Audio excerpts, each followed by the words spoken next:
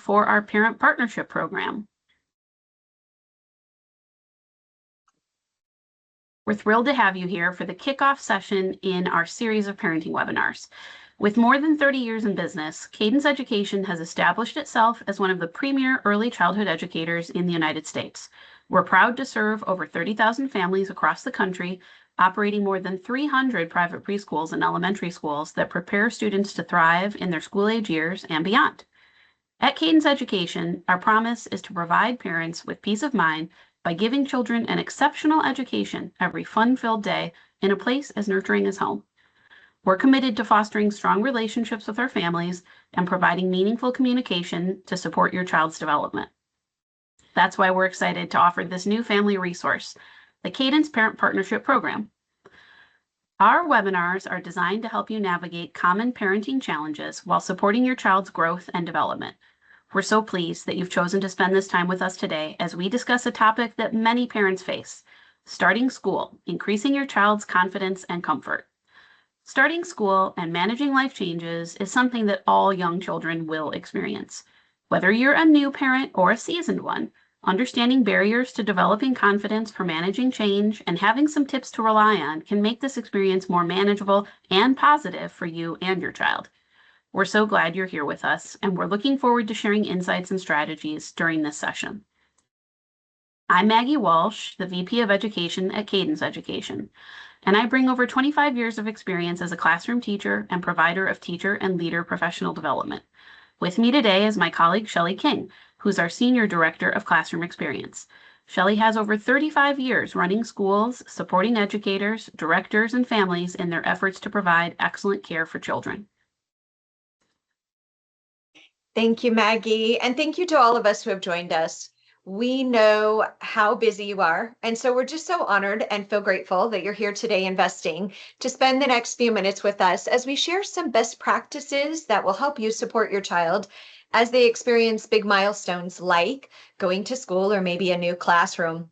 Although much of our conversation today will be more directed towards starting a new school or starting in a new classroom, we do believe that these approaches and practices can give you some tools to support your child and building their confidence as they go through milestones. So whether it's a new school, a new classroom, maybe it's getting a new room or a big boy bed, a new home, or maybe even a new sibling. Now that I have your attention, let's talk about our goals today, which are to help you figuratively pack your child's backpack with some practical strategies that can help them prepare for a new school, a new classroom, or a new milestone. To do that, we'll talk a little bit to help us understand what to expect during the transition periods and during these milestones. And lastly, we're going to discover and discuss some ways to help support the social and emotional well-being, really both for you and your child as your family goes through these transitions and changes. We're all pretty familiar with this phrase: the only thing that is constant is change. And we understand that everyone goes through change and everyone experiences changes throughout their life. So we think this quote is quite fitting. Although each of us can approach change differently. Some of us get excited about change and see it as an adventure or something new. And others have a lot of question, maybe even a little bit of anticipation and a little bit of fear. And that's no different for our children. But what we do know is that change is a way for us to go through experiences and grow. The tools that we're going to talk about today help you help your child not just survive change, but to thrive through it and build confidence, kindness, and last but not least, a growth mindset that really stays with them in the future as they face new milestones when they get older. Statistics tell us that the average human may meet up to 10,000 new people in a lifetime. That sounds like a lot of people. And to some of us, that's exciting and builds new adventure and gets us excited and motivated. To others, that can be intimidating and just a little bit not or outside their interest. These same studies show us that the average human may experience one major milestone or life change each year of their life. And so, although those changes may be very different and each of us may experience them in a different way, again, what we know that is that change will come, we'll learn through change, and that it really is our approach to the change that makes all the difference. So we hope you'll enjoy this conversation as we talk a little bit about helping our child prepare for milestones and changes, being confident and kind. To help prepare children to manage changes, it first helps to understand how infants and young children are wired to manage the world around them. A child's brain and body are uniquely designed to help them process changes and various life experiences. For example, an infant is born with approximately 100 billion neurons at the time of birth, and they will use these throughout their lifetime. These neurons will be used to make the connections needed as their brain develops. Young children learn emotional responses from the world around them, from children and adult models like us. Infants are initially born with just 6 key emotions related mostly to their senses. But as they grow, these develop into children develop additional emotions and learn more. The way that we manage responses and reactions are a model for infants and children. They will develop new emotions and learn to recognize, label, and manage them. The way that we help prepare them and help them with their emotions and their responses today plays a big role in their resilience and adaptability for the future. 2 of the most important are confidence and kindness. Thank you, Maggie. So, as we think about helping our child build that confidence, kindness, and growth mindset we mentioned, we might want to start with what are some of the barriers that our child may have. As we think about helping them increase that, we need to think about getting over those barriers or helping our children build bridges over those barriers. One of the first ones is negative self talk. This might be an example that your child is not building those coping skills that they need. And so that negative self talk can come out. Watch closely and listen to your child for cues that they might be too hard on themselves or giving up too early, and invite them to join you in some practice that is about changing that negative self talk for the positive. Some examples of that is to recognize that we're feeling a little bit negative or that we've said something negative and change it out for something positive. It could be affirmations, it could be a family cheer or something positive you do each day that they can lean on to remind them, or just repeating back to them positive self-talk as a reverse of their negative self-talk. One that we'll all balance as a parent at some point in time is that knowing how to step in or balance the overprotection versus too much independence. But what we also know is that children grow through their experiences. So we have to give them the space and give them opportunity to fail in supportive environments so they can build that confidence to get to that next level. And this could be just giving them simple tasks or challenges coming through play activities at home, or maybe even chores and opportunities as they grow. Giving them initially simple tasks or challenges or simple play challenges with basic steps as they're younger, and then increasing those as they get older can help them build that confidence. Make sure they're age appropriate, and then give them some praise and reward. And if they fail, talk about it, walk through it, and let them try again, not giving up.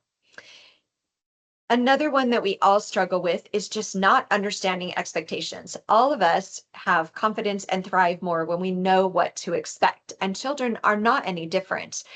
Have conversations with your child about what to expect. And this can look like creating some talk about the routines, the change that's coming, maybe creating some what if discussion about what's to come, and talking about the things we know will happen, and then what we might do if we come up with the unexpected. What if something else happens? This early practice can come out well when you allow your child to walk through the story of what's going to come, talk about what you know will happen, bring up what you might expect or what is the unexpected, and let them kind of become the hero or heroine in their story and finish the story with some solutions to those challenges. Last but not least, and very important, is the learned negative response. We all have emotions, adults have emotions, and it's important for our children to know that we have emotions. What's also really important is to express them in a way that makes a difference. For example, we want to make sure that we express our emotions in a way that's consistent with what we've explained to our child is an appropriate way to feel an emotion, recognize it, and then express it to others or to ourselves. Well, those aren't all the barriers. They are the biggest ones. So we're going to move on to talk a little bit about confidence builders that will help you and your child with kind of the foundational tools that build confidence. And we're going to talk about two key areas. And these are things we like to also practice in our classrooms at school. We mentioned listen actively. That helps you understand the barriers and the challenges your child is having. But also, as you listen actively, ask your child questions. This can help you understand what are the things that they're concerned about when it comes to something that's changing or something that's moving, or maybe it's a new classroom or a new experience. And it's important to validate their feelings. With younger children, sometimes you might validate that feeling and then give them some solutions to overcoming it. With older children, we want to ask questions and help them think about what are the big feelings they're having and maybe help them validate it and then talk about how they can overcome them. Creating this space where you allow them to talk builds their ability to also encourage questions.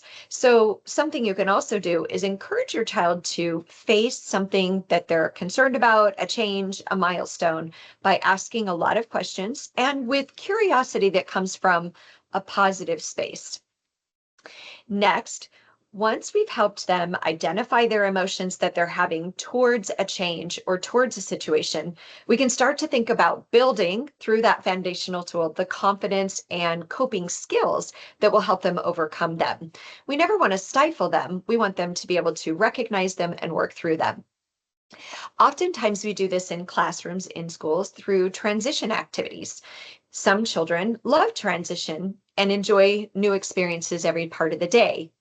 But some children need some extra time. So we'll give them visual schedules or warnings, or even involve them in some of the practices of the transition. Maybe it's through being a helper or deciding how they're going to manage cleaning up an activity. You can do this as well at home by encouraging them to talk a lot about what's going to come and help plan a little bit their approach to this new adventure or this milestone.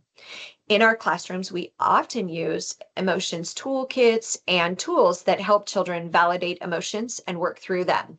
There's some great books like The Color Monster or Grumpy Monkey that help children identify big emotions through the character. And maybe it's the color monster who realizes he's feeling some big emotions that he doesn't understand and goes through some activities that changes his color from a negative emotion and a big one to a color that he wants to be. This is something else you can do with your child, is help them think about what are some of the tools that they can use to come from one emotion to the other.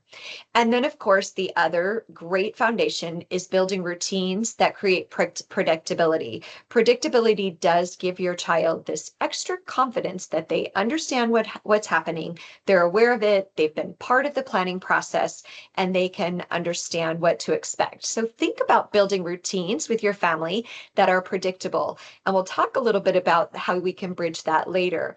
But think about things like affirmations, cheers that you do at home before you leave, or practices that you go through that help your child feel confident and connected before they even leave the house and head out to that new classroom, that new school, or go through a new experience. Okay, so finishing that foundation and bridge ends up at school, starting at home and ending at school. Let's repeat those great practices and talk a little bit more about them. First, creating a goodbye routine. You want to be consistent.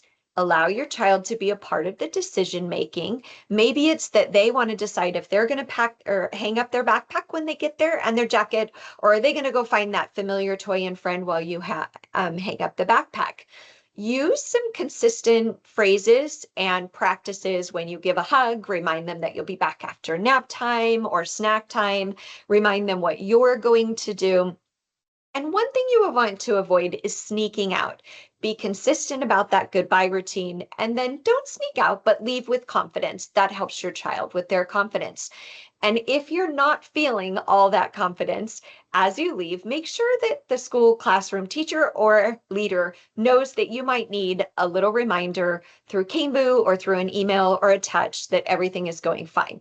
We know that practice makes for perfect and progress, and it includes success. So, as you practice routines at home that you want to be consistent, practice the new routine for your new classroom. Visit the new classroom, the new school. If you're talking about a new room or a different milestone, practice for that's going to look like and build that confidence and also that predictability. Last but not least, sometimes children get very excited about a milestone or a change, like a new school, a new classroom, a new room, or a new bed. And they give us this extra confidence for the first few days, and then there are setbacks. If there are setbacks, and there will be, don't panic. Stick to your routine, remain confident, and use some of those things that you've put in place, like those affirmations, that confident self-talk, and those rituals to remind them they had confidence before and they were really successful. Remind them about the fun and favorite things that happened when they were in that routine and they were confident and it was going well. These are some of the ways that you can bridge that confidence building starting at home and at school or in that milestone change. So, a couple minutes ago, we mentioned how important you are as a role model for your child. And we know that a full bucket is just so much more effective than an empty one. So, we wanted to take a minute to talk about taking care of you and your own needs. It's important to begin by reminding yourself that when your child starts school or experiences some type of important life change, there will likely be some challenges. Tears may be normal in the first few days or even weeks. You may also see some sleep or potty training or even behavior regression at home or at school temporarily. This is super normal, as children just need time to work out their emotions before they start to thrive in their new routines with consistency. It's important to remember that your child always is going to sense your emotions. So when you're going through periods of change, try your best to stay calm and confident. But of course, it's okay to feel emotional too, because this is a big step for everyone in the family. Try not to be too hard on yourself or your child. Definitely talk about your feelings with your child. When you do so, use the and versus but approach. For example, you might say to your child, I am feeling nervous about you starting a new school or a new classroom. And I am so excited about how much you will learn. Statements with but can leave us focusing more on our worries and our concerns than positives. Help yourself and your child by observing other children at school. Schedule a visit at the classroom and point out other children and what they're doing and what they're enjoying. Help your child try to be excited about establishing their own space, like their own cubby or their art box or the place where they're going to put their special things. Make sure to share how everyone is special and everyone has a place at school. Another idea that you can suggest is helping your child to become a friend to other children, which is a great way to make friends. Invite your child to be a friend while you, as a parent, also work with making friends with some of the other parents in the classroom. Work together to build a daily hello routine that will help build community. It's also a great example of recognizing and showing kindness to others. When your child is new to a class, they might feel alone at first, but helping them to make just one friend can make a big difference. Don't forget to connect with other parents and school staff to give yourself extra support when you need it.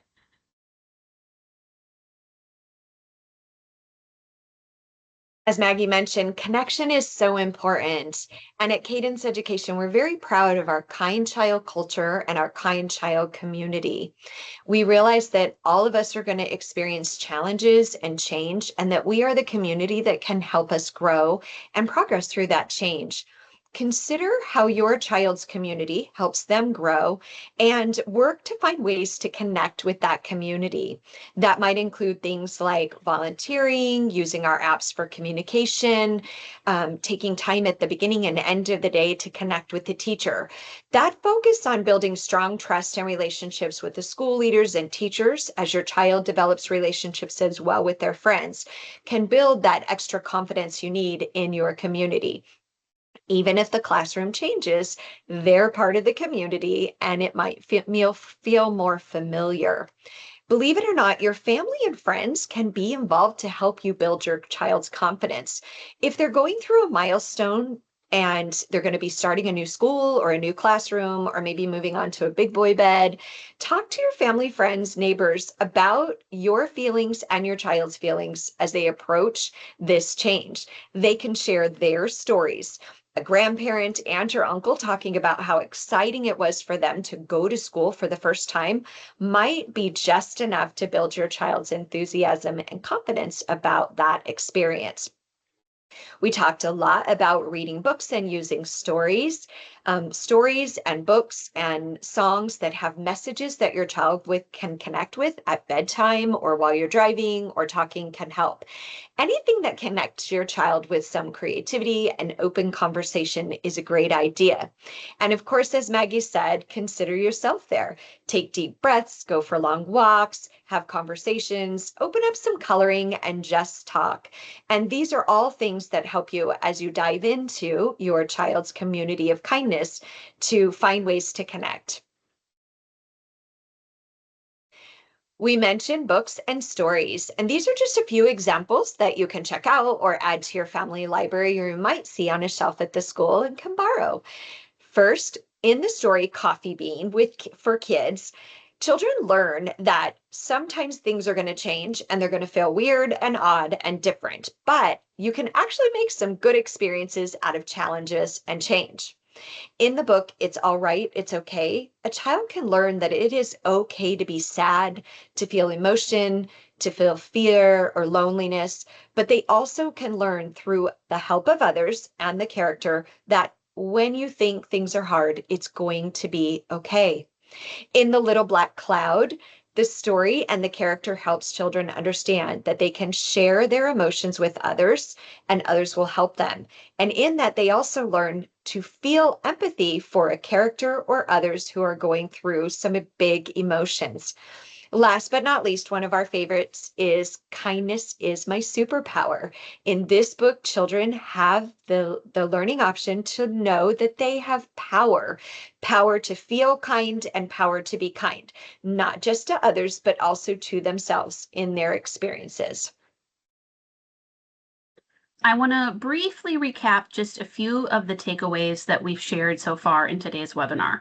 We hope that you're already thinking about which of these strategies you can use to begin to help your child build their confidence and kindness as they're thinking about the transition into school.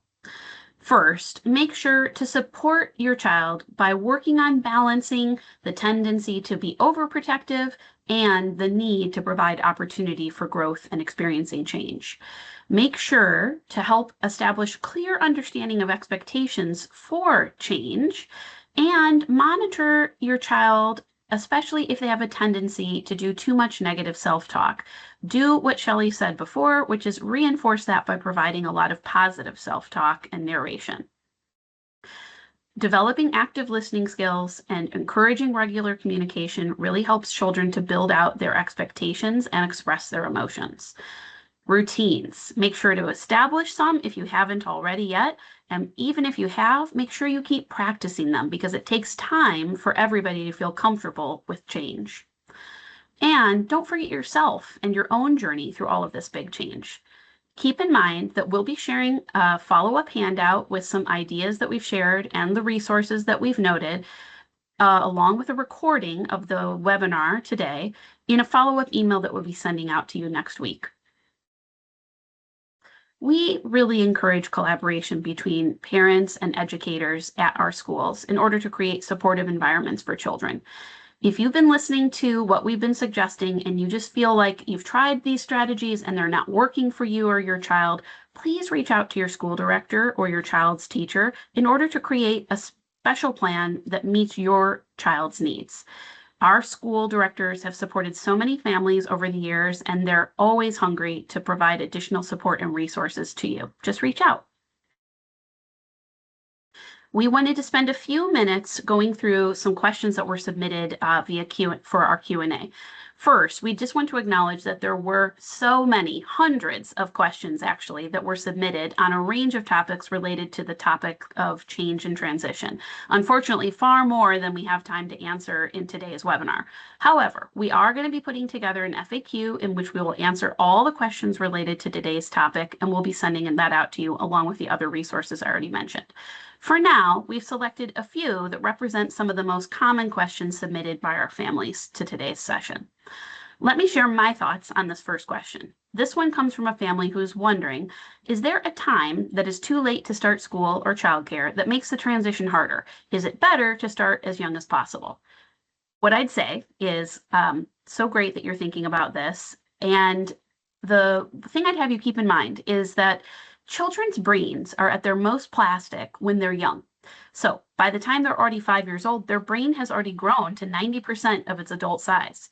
This just means the younger a child is when exposed to new routines and changes, the easier and faster they will learn to adjust.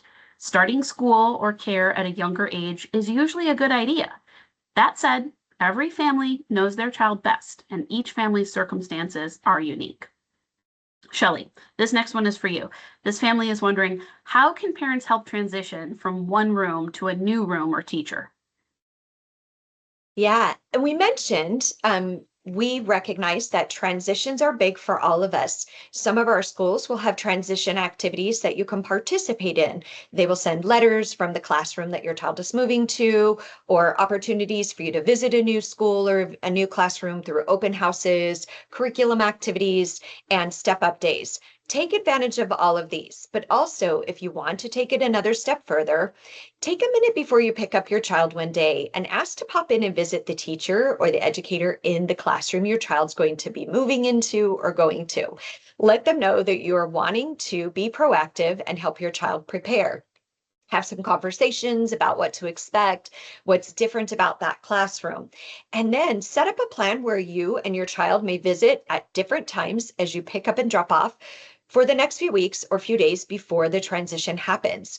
When you're there, building the relationship with that teacher, the familiarity with the teacher's face and their name is going to help your child. Also, seeing some other friends, but also the familiarity with the space, being able to understand what your child is excited about in terms of what that classroom has, and pointing out that as you're driving home and as you prepare to visit the next day are ways that you can build the confidence. Another way is to find out what's different and exciting about that classroom, because maybe it's a classroom that goes to a bigger playground, or they go to a gross motor space sometimes during the day. Really take advantage of those things that are new and interesting that your child will want to do and make that important. But also don't avoid finding out what might be different that could be challenging for your child, and talk about it and prepare them for that. Those are some great ways to be just a bit more proactive in preparing yourself and preparing your child with the teacher helping you. Thanks, Shelley. And we've got time for one more, which I'll take. This family was wondering, how can we help our child manage the transition to a new school when they start kindergarten? How can we support their friendships and confidence? Another great question. First, what I'd say is, if your school will allow it, schedule a school visit to see the classroom, the school, and meet the teacher. See if your school will provide you with some contact information for new classmates so that you can reach out to a few families who you might notice live close by you, so that you could set up some play dates at a nearby park or even maybe the school's play lot. One of the best things that you can do while your child is still with us at Cadence is to take advantage of Cadence's K Club or Kindergarten Club. K Club, or Kindergarten Club, begins in January each year for pre-K students who are heading to kindergarten in the fall. Children who come to K Club are going to learn about all kinds of work and experiences that they will have when they go to kindergarten. It's a really special time of the week when they participate in K Club. It's lots of fun, and it gives the children some more exposure to some more sophisticated academics and skills while still doing so in a setting that they know and feel comfortable in. That's all the time that we have for our Q&A. I just wanted to note that we're going to be hosting a series of webinars on a monthly basis through April this year. Next month, we have a session that's called Tiny Humans, Big Feelings, Making Sense of Early Emotions. And it's going to give you some helpful tips on how to manage big emotions, temper tantrums, and emotional meltdowns. We are also going to be hosting sessions in the coming months on the topics of managing biting and hitting, fostering independence through building routines, and toilet training, just to name a few. We hope that you might take a couple of minutes to provide us with feedback. There's a QR code that you can see on the screen here, and we'll also put a link to the feedback survey in the email that we'll be sending out early next week. We always aim to meet your needs, and we want to grow and improve. So any feedback that you provide us is meaningful. We hope that you join us again next month when we'll share those strategies on managing meltdowns, behaviors, and big emotions. Thank you all so much for joining us today. We appreciate your time. Thank you. Thank you.